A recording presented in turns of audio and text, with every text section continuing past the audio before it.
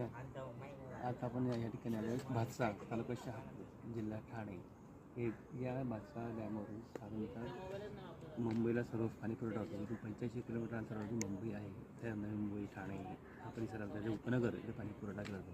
आणि सर्वात मोठं हे डॅम शहापूर तालुक्यामध्ये प्रामुख्याने 3 डॅम आहे, कांसा, वैतरणा आणि भातसा.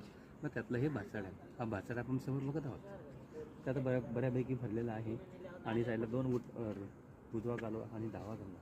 आणि पुढे आता हा मागे ज्यावेळेस आलो तेव्हा ते मातीचं होतं, आता ते सिमेंट कॉन्क्रीटचं केलेलं आहे. कारण तेव्हा खूप भीती असायची, कारण पावसाच्या पाण्याच्या प्रवाहामध्ये पडण्याची भीती असायची. परंतु सिमेंट कॉन्क्रीटचं केल्यामुळे पाणी व्यवस्थित वाहून जातं, पाण्याचा विसर्ग त्या ठिकाणी व्यवस्थित होतो. तसं आपण इकडे बघत आहात त्या ठिकाणी एक धबधबासारखा भाग दिसतोय. धबधबा म्हणजे वरून सोडणारं पाणी उजवा कालवा असेल तो इथून पाणी येतं आणि अंडरग्राऊंड पाणी जातं. आणि तेही असं खोल असे बांधलेलं आहे. परंतु आता तिथं धोका जास्त वाढलेला आहे, त्यामुळे आता ते बंद करण्यात आलेलं आहे. 5 दरवाजे भातसा डॅमचे 5 दरवाजे आहेत. समोर आपण बघतो 5 दरवाजे ही नदी. आणि इथे जलविद्युत प्रकल्प आहे.